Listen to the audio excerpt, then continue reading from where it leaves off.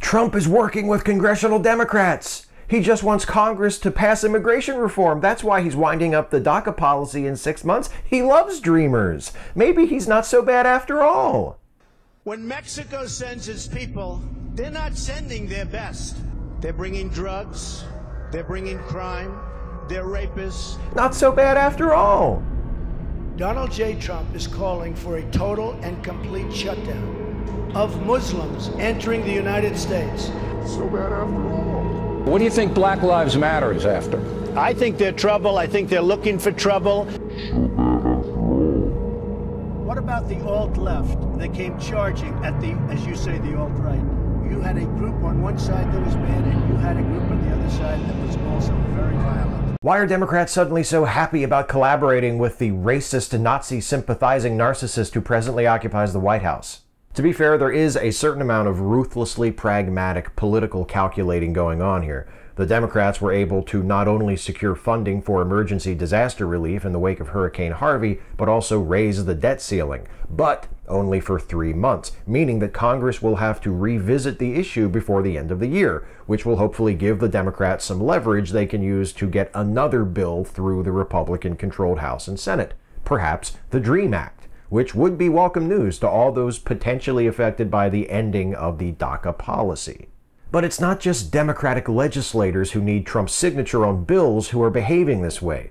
Mark Cuban, who once called Trump the greatest liar God ever made, praised Trump's deal with the Democrats as really smart. Slate's Ben Mathis-Lilly took the opportunity to wind his impeach-o-meter back several percentage points. The Guardian's Ross Barkan pondered if the deal heralded a new era. So what the hell is going on here? It has to do with a phenomenon that lots of people have made note of before, most significantly John Oliver, who compared Trump's excessive awfulness to a bed of nails, and there's a bit of Stockholm Syndrome thrown in there for good measure. It's something I call Trump-Gallop syndrome. The Trump Gallop is like the Gish Gallop, only instead of burying his opponent in so many bad arguments that they can't possibly refute them all, Trump is burying the entire country in so much bigotry, incompetence, dishonesty, corruption, and generally outrageous behavior that lots of folks are simply getting exhausted and want to stop fighting about it. That exhaustion is exacerbated by the fact that we're still only about 8 months into the Trump presidency. Unless he's impeached, he resigns, or he's frog-marched out of the Oval Office, all sadly unlikely scenarios, we've got a long way to go before we get rid of this guy. Because Trump is so overwhelmingly awful, and because we've got 3 more years of this to live through, it's understandable that some folks would latch on to even the faintest glimmer of hope.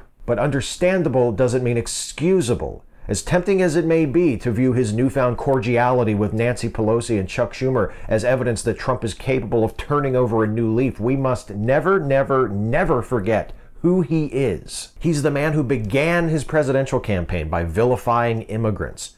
He's the man who attempted to ban all Muslims from entering the U.S. in his first week in office. He's the man who pardoned Arizona County Sheriff Joe Arpaio, who had denied a court order aimed at ending racial profiling by his department. He's the man who announced he was winding up the DACA policy, threatening the futures of 800,000 undocumented immigrants who came to this country as children. He's the man who just signed an executive order banning trans people from joining the military 2 weeks ago, a ban the leaders of the military did not say was necessary and did not ask for. He just did it. He's the man who was sued by the federal government for racist housing discrimination, who continued to insist the Central Park Five were guilty even after they were all legally exonerated, and he's the man who was incapable of unequivocally condemning neo-Nazis even after the violence and death they brought to Charlottesville.